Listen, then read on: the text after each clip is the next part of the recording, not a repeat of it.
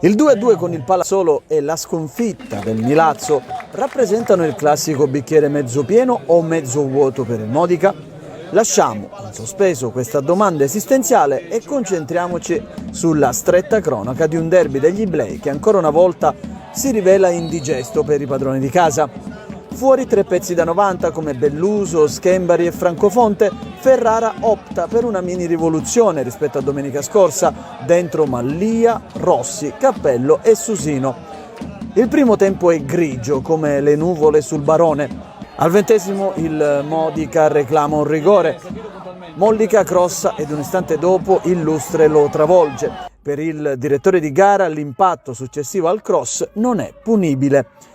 Al 32° schema da angolo, Idoiaga tocca corto per Cacciola che conclude di poco alto.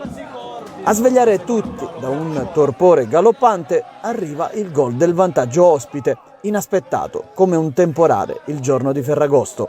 Angolo di Castrovilli ed incornata vincente di Mustafa Rai.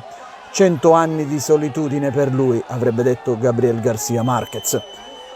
Il Modica, colpito a freddo, non riesce a rispondere e si va negli spogliatoi con questo risultato.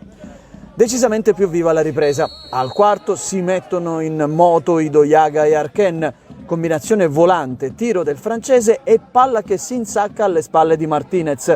Decisiva la deviazione di Prat Dessus. Spinti dalla foga agonistica, i rossoblù si sbilanciano e al 12° Pitronaci si presenta tu per tu con Ponté, mancando clamorosamente il gol dell'1-2. Un campanello d'allarme che evidentemente rimane inascoltato, perché 7 minuti più tardi, ennesima palla persa al centrocampo, lancio per Carra che salta agevolmente Rallo e riporta avanti i suoi. Rallo era entrato da poco dopo l'infortunio di Palmisano, l'ennesimo nella tribolata stagione del capitano. Al 29° rimessa di Cacciola, solito schema per la testa di Arken. Il pallone tra le mani di Martinez diventa una saponetta e per Maimone è un gioco da ragazzi spingere in porta il 2-2. Al 40° si vede Idoiaga che da buona posizione si vede respingere la conclusione da Martinez.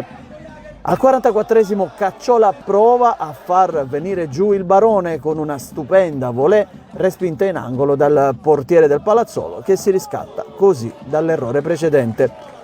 L'ultimo sussulto è al 3° dei 7 minuti di recupero concessi per lo stucchevole atteggiamento ostruzionistico messo in atto dai gialloverdi. Success prova a dare un senso alla sua presenza in campo avventandosi su un pallone vagante in aria. Intervento fuori tempo del difensore su di lui che cade giù. L'arbitro non se la sente di fischiare e lascia continuare. Arriva la fine anche da Lentini, il Modica è primo in classifica, ma a caldo è sicuramente più forte la delusione per i 2 punti lasciati per strada.